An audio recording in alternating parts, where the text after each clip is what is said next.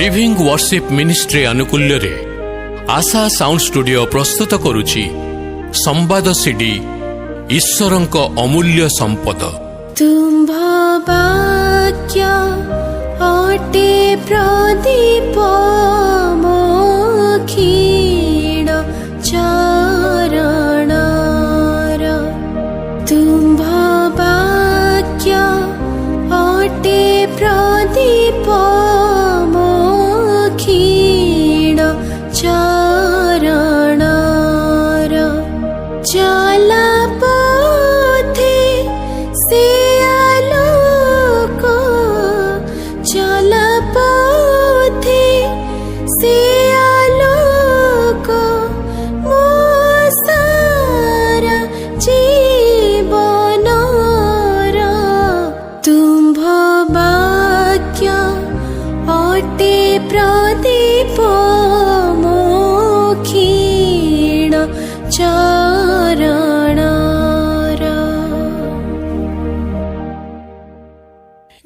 এই জগতর যাত্রা সমাপ্তি পরে আপন অনন্তকাল কেউটি কাটিবে। বাইবেল সে সম্পর্কে যথেষ্ট শিক্ষা দিয়ে।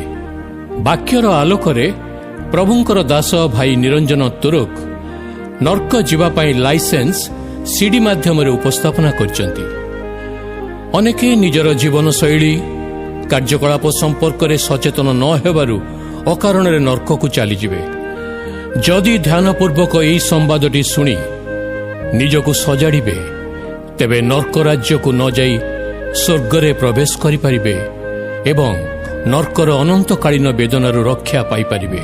ପ୍ରିୟ ଶ୍ରୋତାବନ୍ଧୁ, ମନେ ରଖନ୍ତୁ, ନର୍କ ଯିବା ପାଇଁ ଲାଇସେନ୍ସ ପକ୍କା। ପ୍ରତ୍ୟେକଙ୍କ ଜୀବନରେ କିଛି ନା କିଛି ଦୁର୍ବଳତା ରହିଛି, ତେଣୁ ଏହାକୁ ସଜାଡ଼ିବା ନିମନ୍ତେ ଏହି ସିଡିଟି ଯଥେଷ୍ଟ ଉପଯୋଗୀ ହେବ, ଏହା ଆମର ପ୍ରାର୍ଥନା।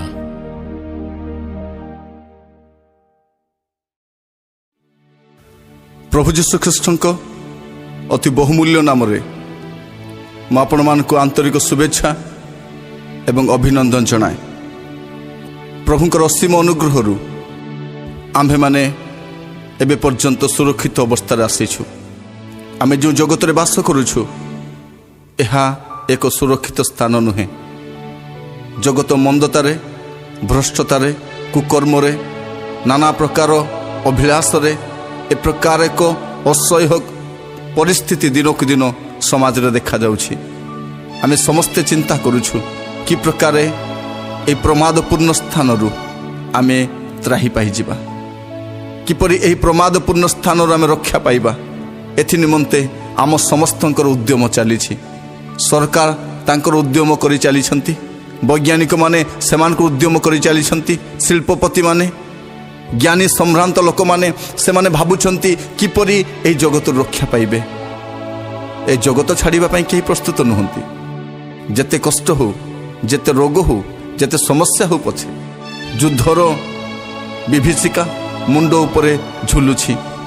अशांत वातावरण मध्य सुधा मनुष्य एही जगत रहिबा निमंते चिंता करुछि। बारूदर धुआं रे बसी से शांतिर गीत बोलिबा पई चाहे, किंतु मोर प्रिय माने कौन अनंत काल ए जगत रहिबे? ए जगत कौन आपणकर सदाकाल रहिबार स्थान अटे? शास्त्र गोटे कथा कहे, थरे जन्म तापरे मृत्यु सुनिश्चित एवं मृत्यु परे विचार सुनिश्चित रहिछि। आपणଙ୍କୁ एवं मते जने विचारकर्तांक सम्मुख रे ठिया हबाकू पड़िबो, जे आपणଙ୍କୁ ए जगत को पठेइछंती, जे आपणଙ୍କୁ गोटे जीवन दे, गोटे भविष्य दे पठेइछंती। से दिने आपणकर हिसाब करिया पई बसिबे। सही समय रे आपणकर अवस्था कौन होबो? मृत्यु परे दुईटी स्थान तो सुनिश्चित, स्वर्ग नचेत नर्क। आपण जोठी चाहिए सेठी तो आपण जाई परिबे नहीं। आपण निज पसंद रे से स्थान को जाई परिबे नहीं, किंतु एही जगत रे रहिबा समय रे ही आपणଙ୍କୁ से स्थान को मनोनयन करने पड़ो। से स्थान रे जीवा निमंते निजक प्रस्तुत करने पड़ो। नर्क रे जीवा निमंते किसी प्रस्तुत होबार आवश्यक नहीं। आपण सेमिति भी नर्क को पळेबे। सही संपर्क रे आपण मानकु प्रभु को वाक्यरु सचेतन कराइबा निमंते ଆମେ ପ୍ରଥମ ସିଡ଼ିଟି ତିଆରି କରିଥିଲୁ। ସେ ସିଡ଼ିର ନାଁ ହେଉଛି ସ୍ୱର୍ଗ ଯିବା ନିମନ୍ତେ ସର୍ତ୍ତ। ଯଦି ଆପଣ ସ୍ୱର୍ଗ ଯିବା ନିମନ୍ତେ ଚାହାନ୍ତି, ସ୍ୱର୍ଗ ଯିବା ନିମନ୍ତେ ପ୍ରସ୍ତୁତ ହେବା ପାଇଁ ଚାହାନ୍ତି, ଆପଣମାନଙ୍କୁ ଅନୁରୋଧ କରେ ଆମ ଦ୍ୱାରା ପ୍ରସ୍ତୁତ କରାଯାଇଥିବା ପ୍ରଥମ ସିଡ଼ିଟି ନିଶ୍ଚୟ ଶୁଣିବେ। ସେ ସିଡ଼ି ଶୁଣିବା ଦ୍ୱାରା ଆପଣ ଜାଣିପାରିବେ ଆପଣ ସ୍ୱର୍ଗ ରାଜ୍ୟରେ କି ପ୍ରକାର ପ୍ରବେଶ କରିପାରିବେ। କିନ୍ତୁ ବର୍ତ୍ତମାନ ଆପଣଙ୍କ ସମ୍ମୁଖରେ ଯେଉଁ ପ୍ରସଙ୍ଗଟି ରଖୁଛି, ସେ ପ୍ରସଙ୍ଗ ହେଉଛି ନର୍କ ଯିବା ପାଇଁ ଲାଇସେନ୍ସ। ନର୍କ ଯିବା ନିମନ୍ତେ ଲାଇସେନ୍ସ। ଆପଣ କିଭଳି ନର୍କକୁ ଯାଇପାରିବେ ସେ ସମ୍ପର୍କରେ ମୁଁ କହିବା ପାଇଁ ଚାହେଁ। ଆମେ ତ କେହି ଚାହୁଁନା ନର୍କ ଯିବା ପାଇଁ, ଆମମାନେ ଇଚ୍ଛୁକ ମଧ୍ୟ ନାହୁଁ ନର୍କ ଯିବା ନିମନ୍ତେ। କିନ୍ତୁ କ'ଣ କରିବା ଦ୍ୱାରା ଆପଣ ନର୍କକୁ ଯିବେ? ଆପଣଙ୍କ ଜୀବନ କିଭଳି ରହିଲେ ଆପଣ ନର୍କକୁ ଯାଇପାରିବେ? ସେହି ଅନନ୍ତ ଦଣ୍ଡ, ଅନନ୍ତ ଅଗ୍ନି, ଅସହ୍ୟ ବେଦନା, ଅନନ୍ତକାଳୀନ କଷ୍ଟ ସହ୍ୟ କରିବା ନିମନ୍ତେ ଆଜି ଯଦି ଆପଣ ସଚେତନ ହେବେ ନାହିଁ, ଆଜି ଯଦି ଆପଣଙ୍କ ଜୀବନକୁ ସଜାଡ଼ିବେ ନାହିଁ, ନିଶ୍ଚୟ ସେ ସ୍ଥାନକୁ ଆପଣ ଯିବେ, ଆଉ ସେଠୁ କେହି ଆପଣଙ୍କୁ ଅଟକାଇ ପାରିବ ନାହିଁ। ତେଣୁ ଏହି ସିଡ଼ିର ନାଁଟି ମୁଁ ରଖିଛି ନର୍କ ଯିବା ପାଇଁ ଲାଇସେନ୍ସ।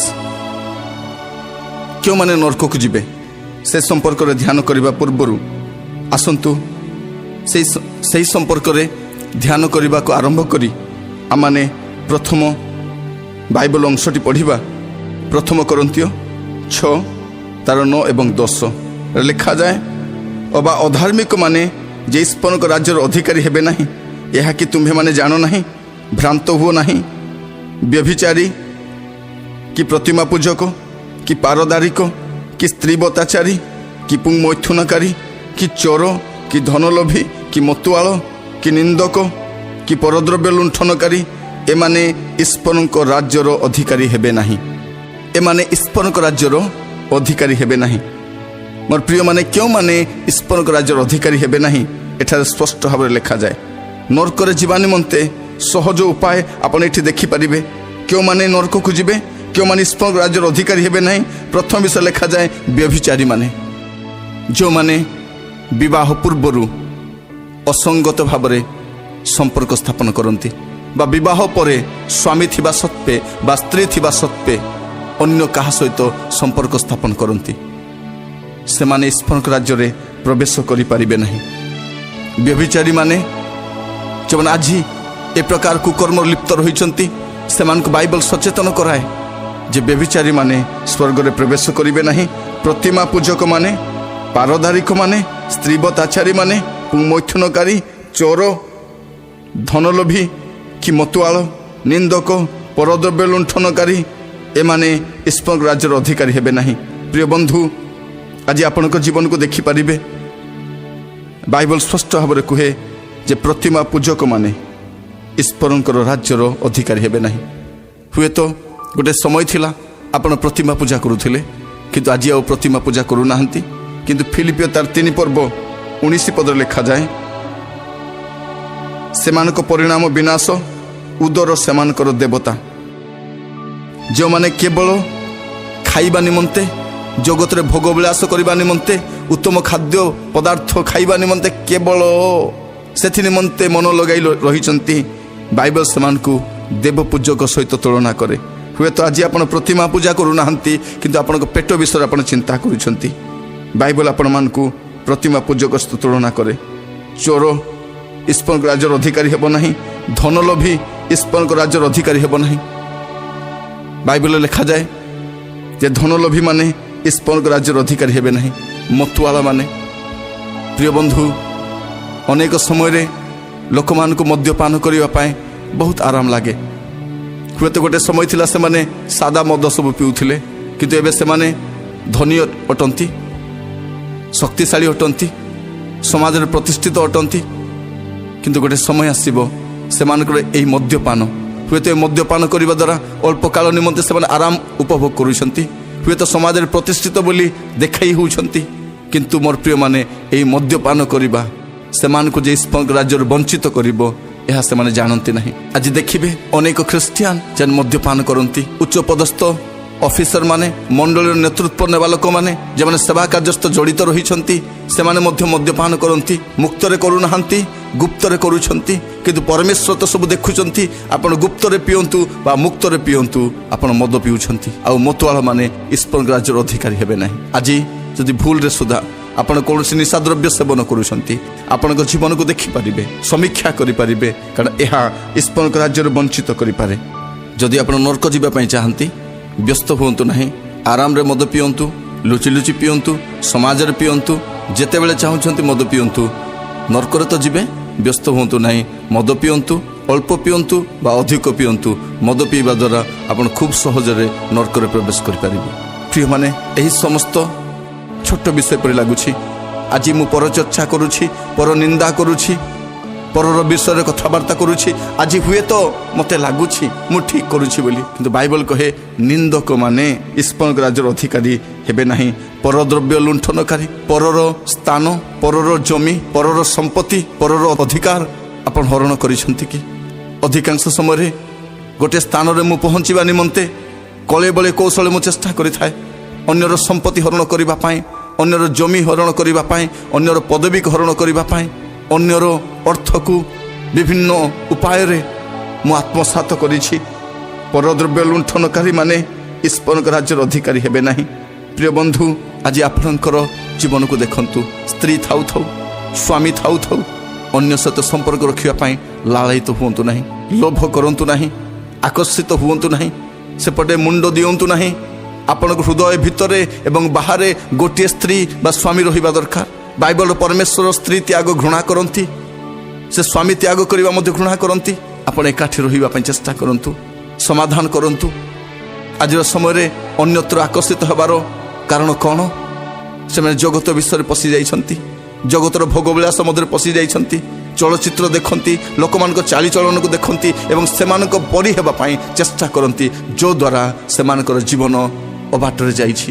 ଅସଙ୍ଗତ ସମ୍ପର୍କରେ, ଏକ୍ସଟ୍ରା ମ୍ୟାରିଟାଲ ରିଲେସନସିପ୍ରେ ସେମାନେ ଆବଦ୍ଧ ରହିବାର ଦେଖାଯାଏ। ଆଜି ହୁଏତ ଭଲ ଲାଗୁଛି ସ୍ତ୍ରୀ ଥିବା ସତ୍ତ୍ୱେ ଅନ୍ୟ ଆଡ଼କୁ ଆକର୍ଷିତ ହେବା ପାଇଁ। ଆଜି ହୁଏତ ଭଲ ଲାଗୁଛି ସ୍ୱାମୀ ଥିବା ସତ୍ତ୍ୱେ ଅନ୍ୟତ୍ର ଆକର୍ଷିତ ହେବା ପାଇଁ। ଯୁବାମାନେ ଆଜି ହୁଏତ ଆନନ୍ଦ ଉପଭୋଗ କରୁଛନ୍ତି ବିବାହ ପୂର୍ବରୁ ସମ୍ପର୍କ ରଖିବା ନିମନ୍ତେ। କିନ୍ତୁ ଗୋଟିଏ ବିଷୟ ମୁଁ କହିବା ପାଇଁ ଚାହେଁ, ଏହା ଆପଣଙ୍କୁ ଅନନ୍ତ କାଳ ନିମନ୍ତେ ନର୍କରେ ନିକ୍ଷେପ କରିପାରେ। ଏହା ଆପଣଙ୍କର ଲାଇସେନ୍ସ ହେଇପାରେ ନର୍କ ଯିବା ନିମନ୍ତେ। ଯଦି ଆପଣ ବ୍ୟଭିଚାରରେ ଲିପ୍ତ ଅଛନ୍ତି, ପ୍ରତିମା ପୂଜାରେ, ପାରଦାରିକ କାର୍ଯ୍ୟରେ, ସ୍ତ୍ରୀବତାଚାରୀ ମାନେ, ପୁଂମୈଥୁନକାରୀ ମାନେ, ଚୋର, ଆପଣ କ'ଣ ଚୋରି କରୁଛନ୍ତି ଆପଣ ଜାଣନ୍ତି?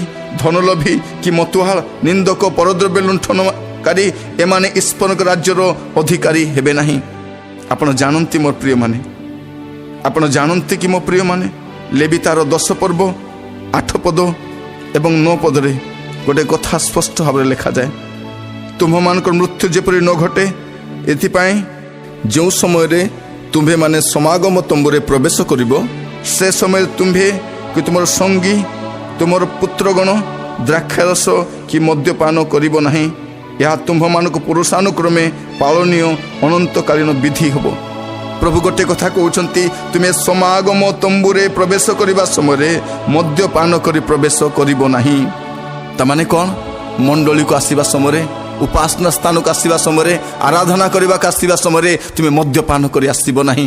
ଆଜି ଦେଖିବେ ଅଧିକାଂଶ ଲୋକମାନେ ମଦ୍ୟପାନ କରନ୍ତି, ମଣ୍ଡଳୀ ଗୃହରେ ପ୍ରବେଶ କରନ୍ତି, ମଦ୍ୟପାନ କରନ୍ତି, ପ୍ରଭୁ ଭଦ୍ର ଅଂଶୀ ମଧ୍ୟ ହୁଅନ୍ତି, ମଦ୍ୟପାନ କରନ୍ତି, ପ୍ରଭୁଙ୍କର ଉପସ୍ଥିତି ମଧ୍ୟକୁ ଆସନ୍ତି। ଆଜି ଦଣ୍ଡ ମିଳୁନାହିଁ ତ ସେଥି ନିମନ୍ତେ ସମସ୍ତଙ୍କର ସାହସ ବଢ଼ିଯାଇଛି। କିନ୍ତୁ ଲେବି ପୁସ୍ତକରେ ପ୍ରଭୁ ସ୍ପଷ୍ଟ ଭାବରେ କହିଛନ୍ତି, ତୁମେ ମଦ୍ୟପାନ କରି ସମାଗମ ସ୍ଥାନକୁ ଆସିବ ନାହିଁ। ତୁମେ ମଦ୍ୟପାନ କରି ତ ସ୍ୱର୍ଗକୁ ତ ଯାଇପାରିବ ନାହିଁ, କିନ୍ତୁ ଏହି ପୃଥିବୀରେ ମଧ୍ୟ ସମାଗମ ସ୍ଥାନରେ ମୋର ଉପସ୍ଥିତି ମଧ୍ୟକୁ ଆସିବା ସମୟରେ ମଦ୍ୟପାନ କରି ଆସିବ ନାହିଁ। ମୋର ପ୍ରିୟମାନେ, ଆପଣଙ୍କର ଏ ପ୍ରକାର ଆଚରଣ ଆପଣଙ୍କୁ ନର୍କ ଯିବା ନିମନ୍ତେ ଲାଇସେନ୍ସ ଭଳି କାର୍ଯ୍ୟ କରିପାରେ। ଆଜି ଆପଣଙ୍କର ଜୀବନକୁ ସମୀକ୍ଷା କରିକି ଦେଖନ୍ତୁ, ଆପଣଙ୍କର ଜୀବନରେ କ'ଣ ଏ ପ୍ରକାର ବିଷୟ ଅଛି କି ଯାହା ଆପଣଙ୍କୁ ନର୍କ ଆଡ଼କୁ ଠେଲିଦେବ, ଯେଉଁ ବିଷୟ ଆପଣଙ୍କୁ ଅନନ୍ତ କାଳ ନିମନ୍ତେ ସେ ଅନନ୍ତ ଅଗ୍ନିକୁଣ୍ଡରେ ନିକ୍ଷେପ କରିବ। ଏ ପ୍ରକାର କୌଣସି ବିଷୟ ଆପଣଙ୍କ ଜୀବନରେ ଅଛି କି? ଆପଣ ଆଜି ତାହା ସମୀକ୍ଷା କରି ଦେଖିପାରିବେ। ଦ୍ୱିତୀୟ ବିଷୟ ଯାହା ଆପଣଙ୍କୁ ସ୍ୱର୍ଗ ରାଜ୍ୟରେ ପ୍ରବେଶ କରିବାରେ ବଞ୍ଚିତ କରିପାରେ ଅବା ନର୍କକୁ ନେଇପାରେ, ପ୍ରକାଶିତ ବାକ୍ୟ 21 ପର୍ବ 27 ପଦ। एठा लिखा जाए कौन सी अशुचि विषय कि घृण्य कर्मकारी और मिथ्याचारी केही सेथिरे कदापि प्रवेश करिब नाही। अशुचि विषय ईश्वर राज्य प्रवेश करिब नाही। घृण्य कर्मकारी आपणकर कार्य को समीक्षा कर देखंतु आपणकर कार्य प्रभुଙ୍କ दृष्टि घृण्य नुहे तो आपण जो प्रकार कार्य गुड़िक लिप्त रही से कार्य गुड़ा प्रभु घृणा करती ना तो आप मिथ्याचारी नुहति तो आज समय आम भावुँ अल्प मिछ कहले कौन है मिछ कहवा द्वारा जदि कहार किसी मंगल हो गला से कौन मिछ अटे। आज समय खूब सहजरे स्वामी स्त्री को मिछ कहे स्त्री स्वामी को मिछ कहे पुओ झी मैंने बापा माँ को मिछ कहती पालक प्रचारक मान विश्वासी माने सहजरे मिछ कहती। अनेक मिछ रिपोर्ट आम लिखिचु अनेक मिछ संवाद आम चारिआडे कहिचु ए मिथ्यावादी माने ए मिथ्याचारी माने प्रवेश करिवे नहीं। आज क्षमा मागी पारिबे कहि पारिबे प्रभु मु जो मिथ्या कहिछि मते क्षमा करो कारण यही गोटे मिथ्या नरक को जीवाई बहुत मिथ्या आवश्यक नहीं गोटे मिथ्या कारण शैतान होछि मिथ्यावादी मानकर पिता से मिछ कहिछि आउ सही बीज आपण ठारे मध्य रोपित होइछि आपण माने मध्य भाबुछंती मिछ कहिबारे अनेक थर प्रचारक पालक माने मध्य मिछ कथा कहती मिछ कथा लिखती मिथ्या विषय को प्रचार करती। प्रिय बंधु आपण बाहर रही पारंती स्मरण रखंतु ए विषय आपण प्रमादर विषय अटे। आपण जदि नरक जीवाई चाहती अशुचि होई रुहंतु घृण्य कर्म लिप्त रुहंतु मिथ्या जेते कहि पारुछंती कहंतु किछि व्यस्त हेबा दरकार नहीं कारण यह आपण को सहजरे नरक को नहीं जीवो। नरक जीवा निमंते यह आपण गोटे लाइसेंस अटे जदि अशुचि रहिबे घृण्य कर्म लिप्त रहिबे मिथ्या कथा कहि चलिबे किछि व्यस्त होंतु नहीं आपण आराम रे तिने नरक रे पहुंची जिबे। तृतीय विषय क्यों विषय आपण को स्वर्ग रे वंचित करि पारे बा क्यों विषय नरक जीवा निमंते आपण को लाइसेंस हे पारे। प्रकाशित वाक्य 22 पर्व 15 पद एटा लिखा जाए कुकुर माने मायावी व्यभिचारी नरघातक प्रतिमा पूजक पुणी मिथ्या प्रिय और मिथ्याचारी माने बाहर रहिबे। एठारे स्पष्ट भाव लिखा जाए कुकुर माने स्वर्ग राज्यर अधिकारी हेबे नहीं। कुकुर बोलिबा समय आपन मन में गोटे धारणा आसुथिबो ओ कुकुर माने तो प्रवेश करिवे नहीं ताले मु तो प्रवेश करि जिबि किंतु प्रिय माने कुकुर माने किए बाइबल रे लिखा जाए माथ्यू तार 7 पर्व 6 पदरे जो माने कुकर्म परित्याग करती जो माने कुकार्य करती छाड़ी दियंती पुणी ताहा करती बांती करती पुणी ताहा खाती बाइबल से कुकुर बोली कहे। जिसाए तार 56 पर्व 10 पद लिखा जाए बाइबल पेटुक मान कुकुर बोली कहे जे माने केवल खाइबा निमंते बंचती निजर आहार अधिक से भोजन करती अन्य मान चिंता करती ना केवल जो मैंने खाइबा निमंते बंचती जो मैंने पेटुक माने बाइबल से कुकुर सहित तुलना करे। फिलिपियो तार 3 पर्व 2 पद देखिए भ्रांत शिक्षा जो मैंने दियंती बाइबल से कुकुर बोली कहे। भंड शिक्षक मानू बाइबल कुकुर बोली कहे आउ एमाने स्वर्ग राज्य प्रवेश करेंगे नहीं। आज समय आम चतुर्पार्श्व अनेक लोक मैंने बाइबल शिक्षा दियंती बाइबल निगूढ़ कथा कहती बाइबल गभीर कथा कहती किंतु ताहा भ्रांत शिक्षा अटे एवं भ्रांत शिक्षा देवा लोक मैंने स्वर्ग राज्यर अधिकारी हेबे नहीं। द्वितीय विवरणी तार 23 पर्व 18 पद देखिए समलिंगी माने से बाइबल कुकुर बोली कहे। समलिंगी माने स्वर्ग राज्यर अधिकारी हेबे नहीं। आज समय चतुर्पार्श्व देखिए यह बढ़ी जाइछि अति मात्रा रे समाज रे ग्रहणीय अनेक देश न्याय व्यवस्था ग्रहणीय अटे किंतु बाइबल परमेश्वर तांको व्यवस्था यह ग्रहण एबे पर्यंत करना आउ करिवे नहीं। मोर प्रिय माने समलिंगी माने स्वर्ग राज्यर अधिकारी हेबे नहीं कारण बाइबल से कुकुर सहित तुलना करे। द्वितीय सामुएल 16 पर्व 9 पद लिखा जाए जो मैंने प्रभुंकर अभिषिक्त लोक मान विरुद्ध रे कथबार्ता करती जो प्रभुंकर अभिषिक्त दास मान विरुद्ध रे प्रभुंकर सेवक सेविका मान विरुद्ध रे कथा हुअंती बाइबल से कुकुर बोली कहे आउ एही प्रकार कुकुर माने स्वर्ग राज्यर अधिकारी हेबे नहीं। गीत संहिता 22 तार 16 एवं 20 जदि पढ़िबे आपण जानि परिबे जो माने यीशु ख्रीष्टंकर शत्रु जे माने क्रूसर शत्रु बाइबल से कुकुर बोली कहे। प्रिय बंधु ए कुकुर माने स्वर्ग राज्यर अधिकारी हेबे नहीं। मायावी माने से माने तो जीवे नहीं तो ए मायावी मान पाखरे जो माने जाउछंती से माने कोन स्वर्ग राज्यर प्रवेश करिवे। मायावी माने जदि जीवे नहीं ए गुणी गारिडी करिबा लोक माने ए कुहुक करुवा लोक मान पाखकु ए मंत्र तंत्र करिबा लोक मान पाखकु जे मान जाउछंती से माने कोन स्वर्ग राज्य को जीवे आज समय देखिए ख्रीष्टियान संप्रदाय मध्य यह देखा जाए से प्रार्थना करती अनेक को प्रार्थना अनुरोध जनाती कि कार्य जदि संपन्न न हुए धीरे से मायावी पाखक जाती। मोर प्रिय माने हुए तो आज आप गुप्तर मायावी पाखक जाइछंती किंतु गोटे समय आसो आप स्वर्ग राज्य वंचित हेबे। नरघातक माने जीवन अन्य को संहार करिछंती हुए तो आप नरघात करना किंतु अन्यर चरित्र को संहार करिछंती, अन्यर साक्ष्य को नष्ट करिछंती, अन्यर पदमर्यादा को नष्ट करिछंती, ताकू बंचिबा पई देई नाहंती। नरघातक माने ईश्वर राज्यर अधिकारी हेबे नाही। अनेकंकर जीवन को आपण संहार करिछंती जदि ए प्रकार कार्य आपण करिछंती मो प्रिय माने ईश्वर राज्यर अधिकारी ही पारिबे नाही। देखा जाए मिथ्या प्रिय और मिथ्याचारी माने मिछुआ माने ईश्वर राज्यर अधिकारी हेबे नाही। जो मिथ्या कहती मिथ्या कार्य लिप्त अछंती बारंबार बारंबार बारंबार सन मिछ कहि चलीछंती। आज समय सेवा कार्य ना रे अनेक मिथ्या कार्य हुए, अर्थ मिथ्या कथा कहि अणा जाए, मिथ्या कार्य रे आपण लिप्त अछंती। मने रखंतु आज हुए तो मिछ कहिकी आपण लोकंक द्वारा गृहणी हो जाउछंती, मिछ कहिकी आपण प्रतिष्ठित हो जाउछंती, मिछ कहिकी से धन रे आपण गृह निर्माण करुछंती, मिछ कहिकी आपण परिवार को बढ़ाई नउछंती किंतु एही मिथ्या आपण ईश्वर राज्य रु वंचित करि पारे। प्रिय बंधु आज आपणकर जीवन को आपण देखंतु कारण एमाने स्वर्ग राज्यर अधिकारी हेबे नाही। एहा आपणक पई नरक जीवा पई गोटे लाइसेंस हे पारे। ए प्रकार कार्य करिकी आपण कदापि केबे हे ईश्वर राज्यर प्रवेश करिवे नाही। प्रिय बंधु प्रभु आज आपण मान को सहाय्य करंतु आपणकर जीवन को समीक्षा करबा पई, नचेत आपण अकारण रे नरक रे पहुंची जाइथिबे। एहा बाइबल स्पष्ट भाबरे कहे।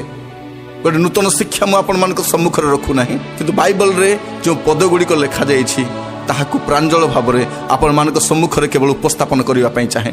कारण केही मध्य चाहिबे नाही नरक जीवा पई किंतु सचेतन न हेबा द्वारा अजाग्रत हेबा द्वारा असावधान हेबा द्वारा से सहजरे नरक रे पहुंची जाइथिबो। जेतले से आखि खोलुछि से अनंत नरक आड़ को से मुहौछि कारण से ए जगत रे बंचिबा समय ए विषय गुड़ी सचेतन होई नांती।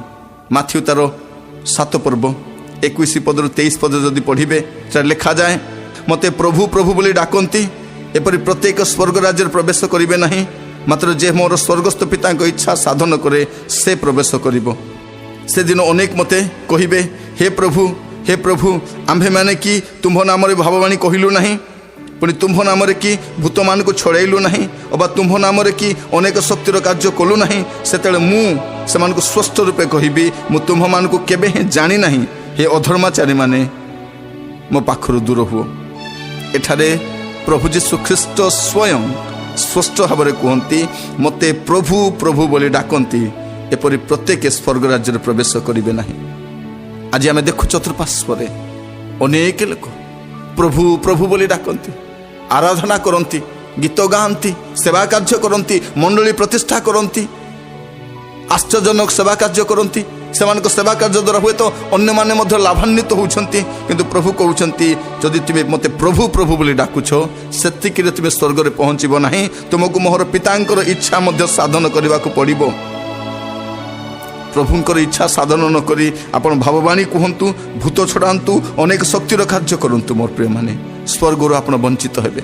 या विशेष करी सेवक सेविका मान निमंते प्रभु को सेवा कार्यस्थ जड़ित होता लोक मान निमंते केते प्राचुर्य अटे। मोर प्रिय माने कि सुंदर शिक्षाटी प्रभु आम सम्मुख रखती। जदि आज आपण मु सचेतन हेबा नाही खाली प्रभु प्रभु बोली कहिथिबा सेवा कार्य जड़ित रही हुए तो आम जगत रे गोटे प्रतिष्ठित सेवा कार्य करिछु, हुए तो जगत लोक मान को आदर करिसंती, सम्मान करिसंती, ग्रहण करिसंती, आम सेवा कार्य अन्य मान उपकृत होइसंती। किंतु गोटे दिन आसीबो प्रभु यीशु स्पष्ट भाव में कहिबे मु तुमको केबे हे जानी नाही, हे अधर्माचारी माने मो सम्मुखरु दूर हो। प्रिय बंधु आज आपणक सम्मुख रे प्रभु यीशु ख्रीष्ट एई कथा रखंती। से कहिबा पई चाहंती पुओरे झिओरे तू केवल सेवा कार्य संपृक्त थिले यथेष्ट नुहे, तुम सेवा कार्य व्यस्त थिले यथेष्ट नुहे। मोर पिता तोते कौन कहउछंती सेथि प्रति मध्य सावधान हेबा दरकार।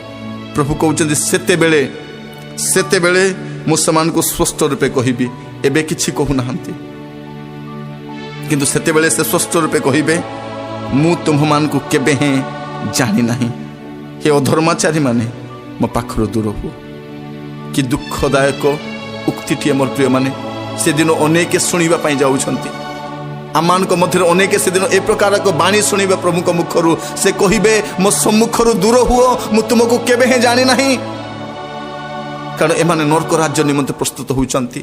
ଭାବବାଣୀ କହୁଛନ୍ତି, ଆଶ୍ଚର୍ଯ୍ୟ କର୍ମ କରୁଛନ୍ତି, ଭୂତ ଛଡ଼ାଉଛନ୍ତି, ସେବା କାର୍ଯ୍ୟରେ ସେମାନେ ପ୍ରତିଷ୍ଠିତ ହେଉଛନ୍ତି, କିନ୍ତୁ ଅଧର୍ମରେ ମଧ୍ୟ ଜୀବନ କାଟୁଛନ୍ତି। କାରଣ ଅଧର୍ମାଚାରୀମାନେ ସ୍ୱର୍ଗ ରାଜ୍ୟରେ ପ୍ରବେଶ କରିବେ ନାହିଁ। ମୋର ପ୍ରିୟମାନେ, ଆଜି ଯେହେତୁ ମୁଁ ସେବା କାର୍ଯ୍ୟରେ ବ୍ୟବହୃତ ହେଉଛି, ଆଜି ଲୋକମାନେ ମୋତେ ଆଦର କରୁଛନ୍ତି, ସମ୍ମାନ କରୁଛନ୍ତି, ଗ୍ରହଣ କରୁଛନ୍ତି, ତାହା ଯଥେଷ୍ଟ ନୁହେଁ। ମୋର ସେବା କାର୍ଯ୍ୟକୁ ମୋତେ ସମୀକ୍ଷା କରି ଦେଖିବାକୁ ପଡ଼ିବ ଯେ ମୁଁ ଯେଉଁ ସେବା କାର୍ଯ୍ୟ କରୁଛି ଏହା ପିତାଙ୍କର ଇଚ୍ଛା କି? ମୁଁ ପିତାଙ୍କର ଇଚ୍ଛା ପୁରା କରୁଛି ନା ମୋର ନିଜର ଇଚ୍ଛାକୁ ପୂରଣ କରିବା ନିମନ୍ତେ ଚେଷ୍ଟିତ ହେଉଛି? ମୋର ଏ ସେବା କାର୍ଯ୍ୟ ଗୋଟେ ଧାର୍ମିକତାର ସାଧିତ ହେଉଛି ନା ମୁଁ ଅଧର୍ମ କର୍ମରେ ଲିପ୍ତ ଅଛି? ପ୍ରିୟ ବନ୍ଧୁ, ଆଜି ଆପଣଙ୍କର ଜୀବନକୁ ସମୀକ୍ଷା କରିବା ନିମନ୍ତେ ପ୍ରଭୁ ଆପଣଙ୍କୁ ଏବଂ ମୋତେ ଗୋଟେ ସୁଯୋଗ ଦେଇଛନ୍ତି। କାରଣ ଆଜି ଆମେ ଚିନ୍ତା କରୁଛୁ ନର୍କ ଯିବା ପାଇଁ ଲାଇସେନ୍ସ କ'ଣ କଲେ ଲୋକମାନେ ସହଜରେ ନର୍କରେ ପହଞ୍ଚିଯିବେ। ସେମାନେ ସେବା କାର୍ଯ୍ୟ କରୁଛନ୍ତି, ଭାବବାଣୀ କହିକି, ଆଶ୍ଚର୍ଯ୍ୟ କର୍ମ କରିକି, ଭୂତ ଛଡ଼େଇକି ସେମାନଙ୍କ ମତିଭ୍ରମ ହୋଇଯାଇଛି। ସେମାନେ ଭାବୁଛନ୍ତି ଭୂତ ଛଡ଼େଇ ସ୍ୱର୍ଗକୁ ଯିବେ। ସେମାନେ ଭାବୁଛନ୍ତି ଭାବବାଣୀ କହି ସ୍ୱର୍ଗକୁ ଯିବେ। ସେମାନେ ଭାବୁଛନ୍ତି ସେମାନେ କ'ଣ ଯେ ଅନେକ ଶକ୍ତିର କାର୍ଯ୍ୟ କରିକି ସ୍ୱର୍ଗକୁ ପଳାଇବେ। ମୋର ପ୍ରିୟମାନେ, ଏହା ଆପଣଙ୍କୁ ସ୍ୱର୍ଗକୁ ନେବ ନାହିଁ।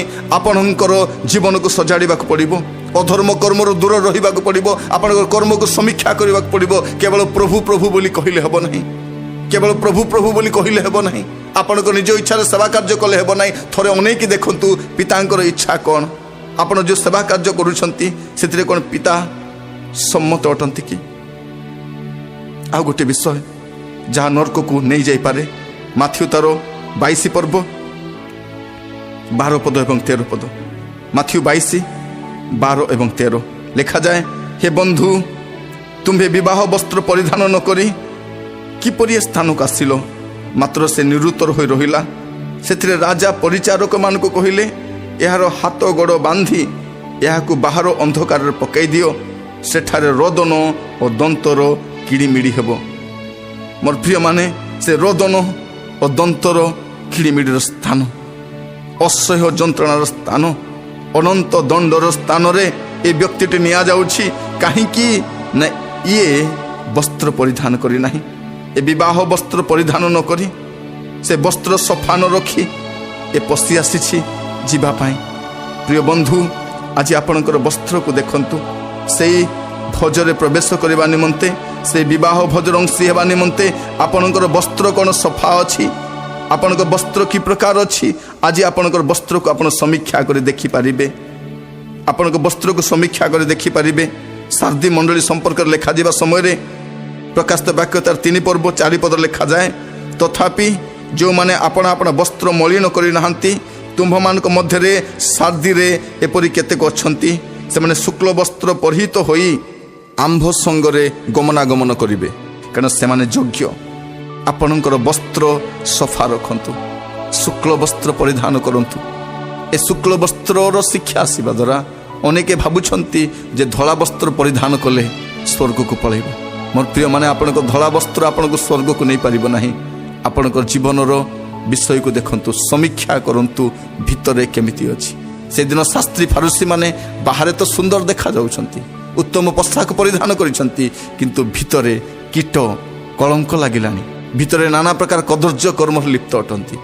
ତେଣୁ ବାହ୍ୟ ଭୂଷଣକୁ ସମୀକ୍ଷା ନ କରି ଅନ୍ତରକୁ ସମୀକ୍ଷା କରନ୍ତୁ, କାରଣ ଆପଣଙ୍କ ବସ୍ତ୍ର ସଫା ରହିବା ଦରକାର, ଶୁକ୍ଳ ବସ୍ତ୍ର ପରିହିତ ହେବା ଦରକାର। କାରଣ ସେଇ ବ୍ୟକ୍ତି ଜଣକୁ କୁହାଯାଉଛି, ହେ ବନ୍ଧୁ, ତୁମେ ବିବାହ ବସ୍ତ୍ର ପରିଧାନ ନ କରି କିପରି ଆସିଲ?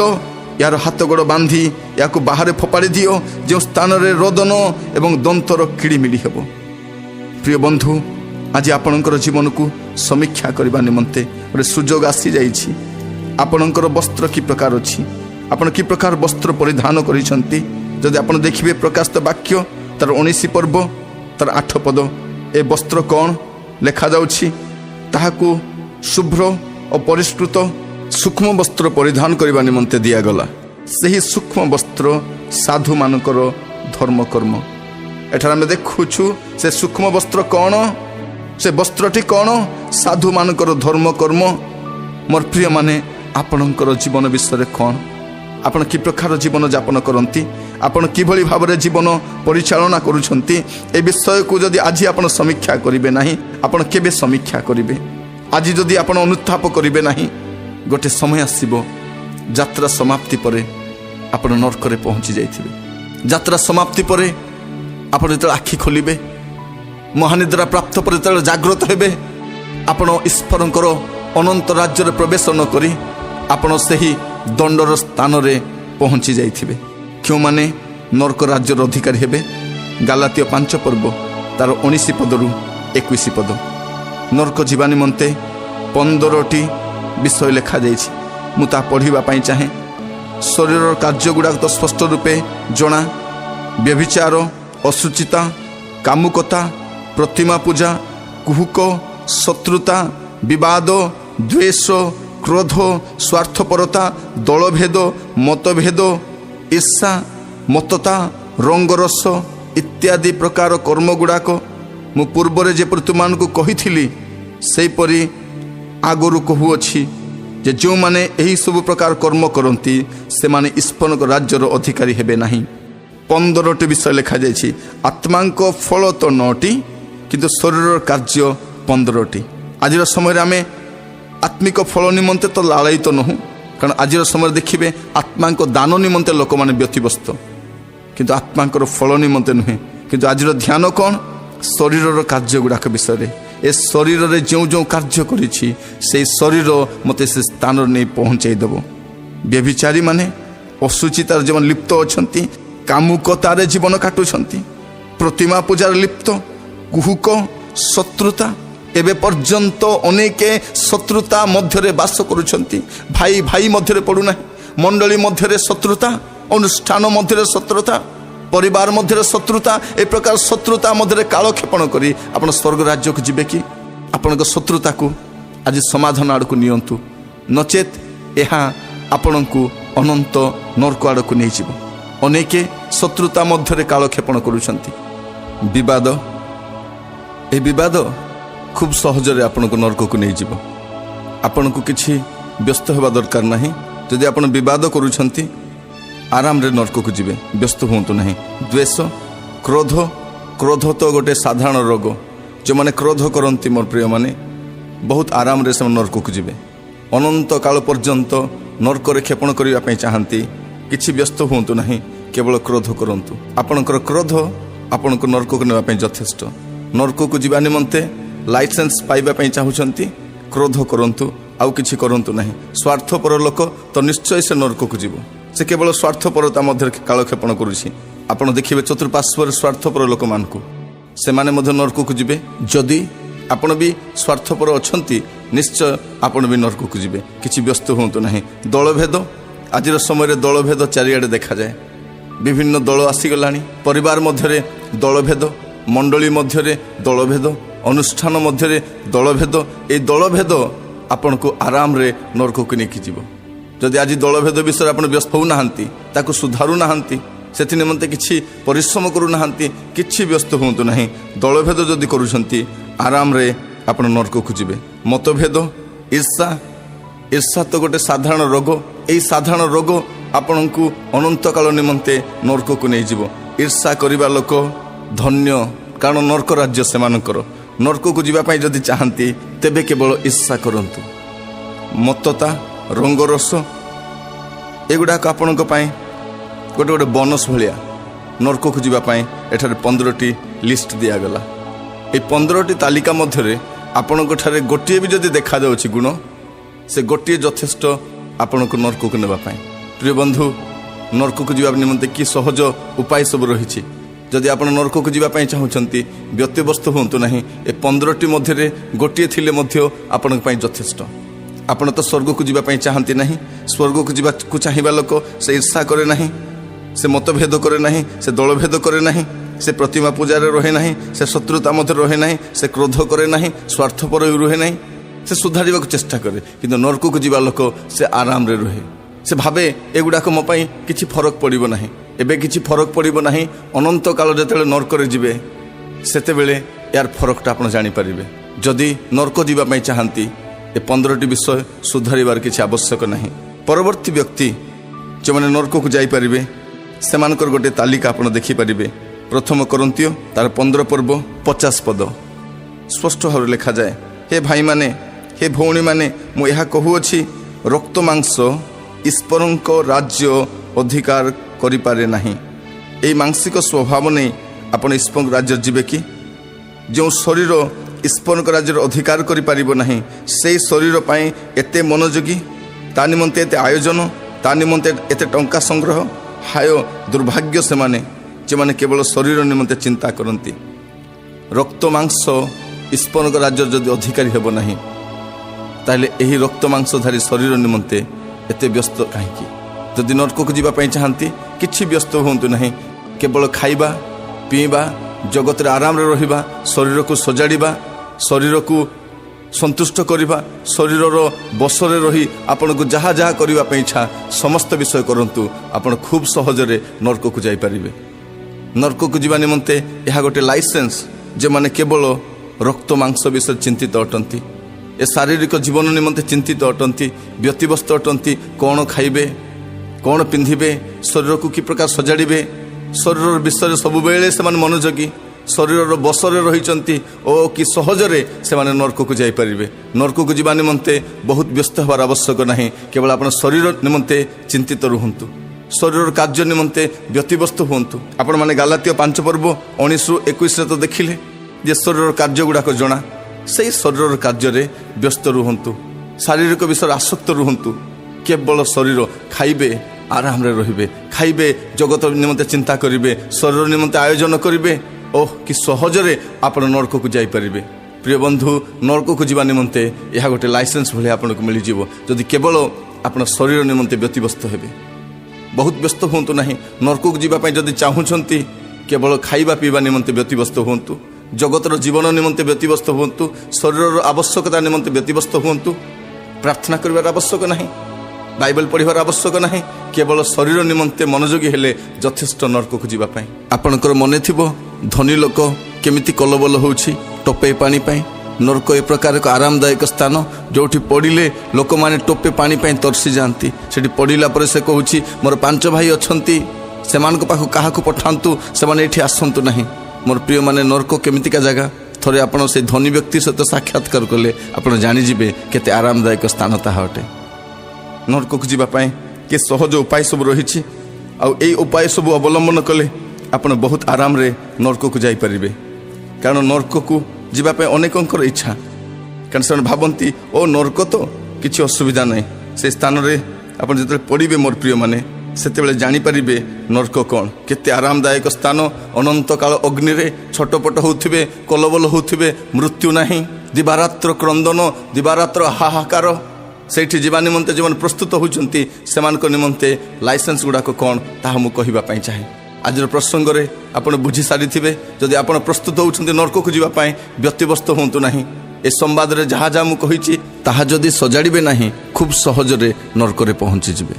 कारण यही जगत निमंते आम व्यतिव्यस्त ए जगतर आवश्यकता निमंते व्यतिव्यस्त ए जगतर आराम रे रहिबा निमंते व्यतिव्यस्त।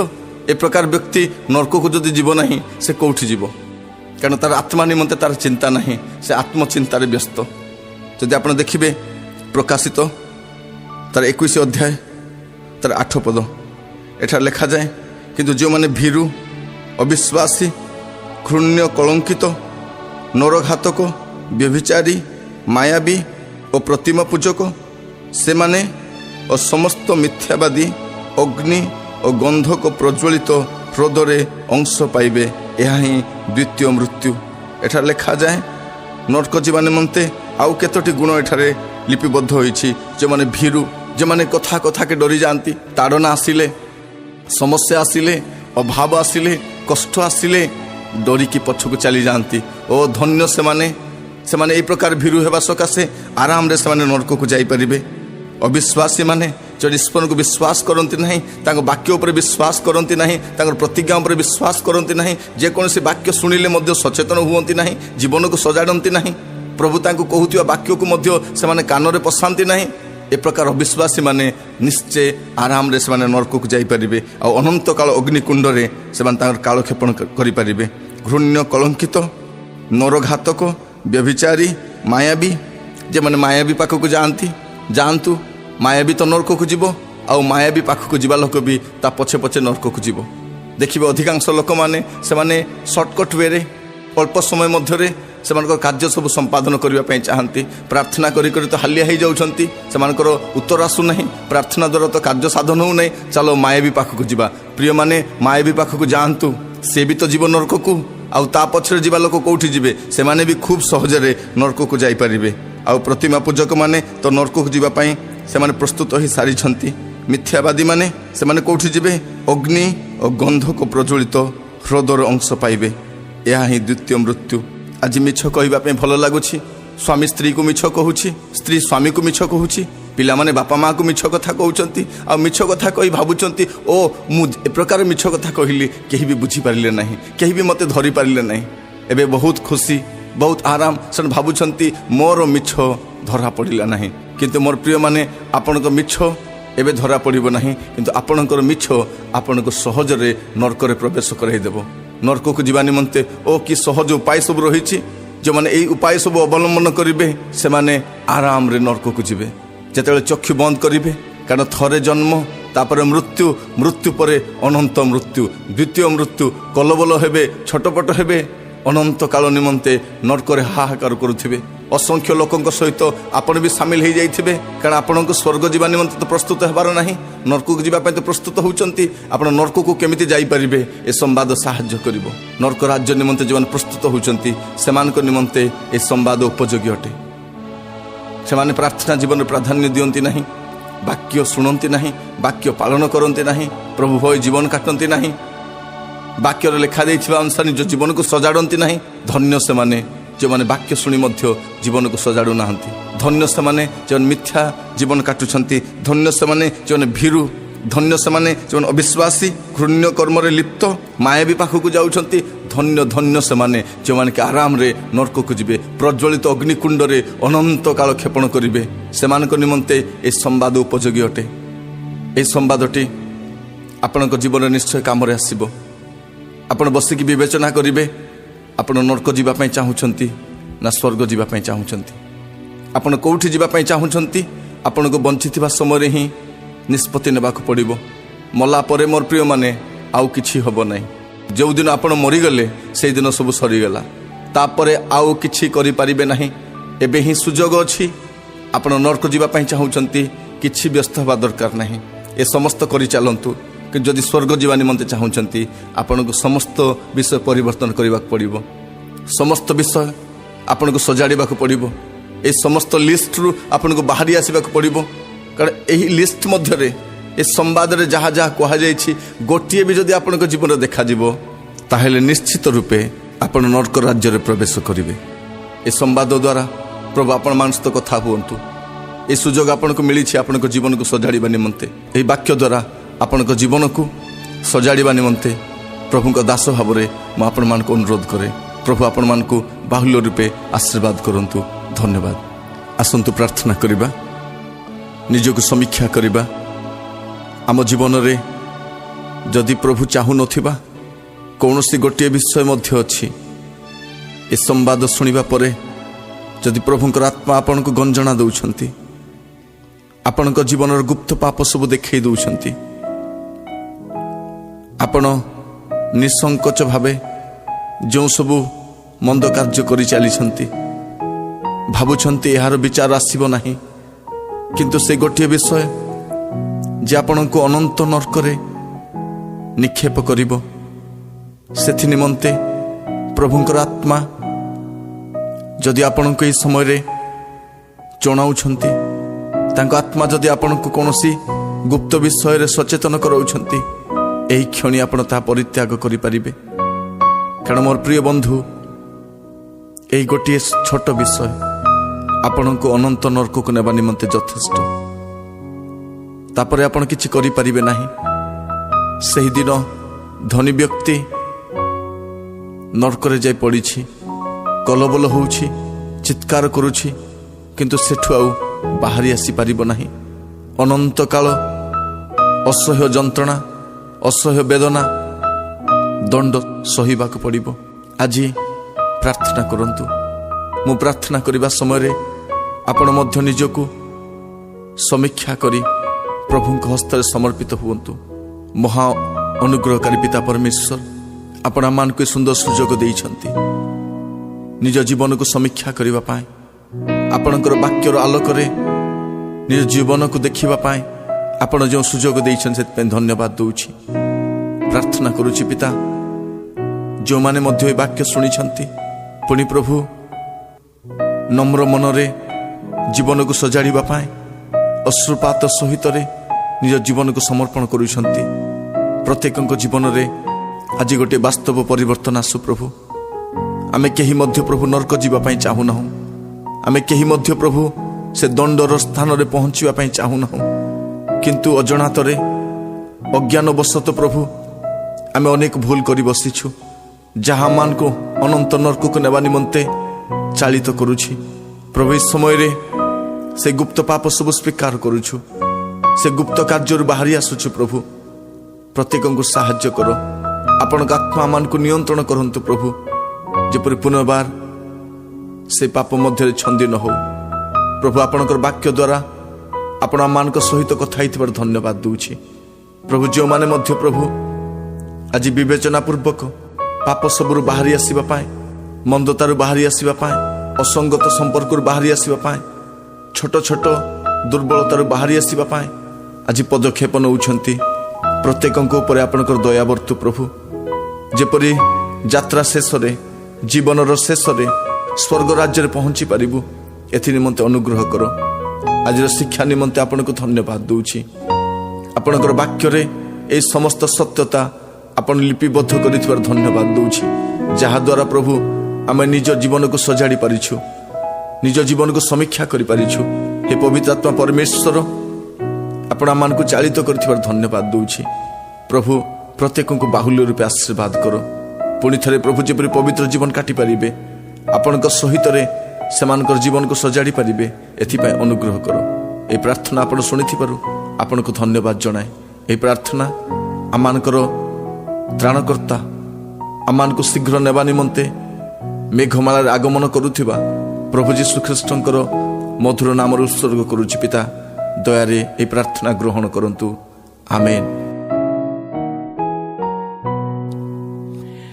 ପ୍ରିୟ ବନ୍ଧୁଗଣ, ଏହିପରି ବିଭିନ୍ନ ପ୍ରସଙ୍ଗମୂଳକ ଈଶ୍ୱରଙ୍କ ବାକ୍ୟ ଆଗାମୀ ଦିନମାନଙ୍କରେ ପ୍ରଭୁଙ୍କ ଦାସମାନଙ୍କ ମୁଖରୁ ଆପଣମାନେ ଶୁଣିପାରିବେ ସିଡି ମାଧ୍ୟମରେ। ଯଦି ଆପଣ ଏହି ସିଡିର ଅନ୍ୟ ପ୍ରସଙ୍ଗଗୁଡ଼ିକ ଶୁଣିବା ନିମନ୍ତେ ଆଗ୍ରହୀ, ତେବେ ଆମକୁ 9778355537 ଅବା 9937742135 ଅବା 9437284415ରେ ଯୋଗାଯୋଗ କରିବା ପାଇଁ ଅନୁରୋଧ କରୁଛୁ। ଧନ୍ୟବାଦ।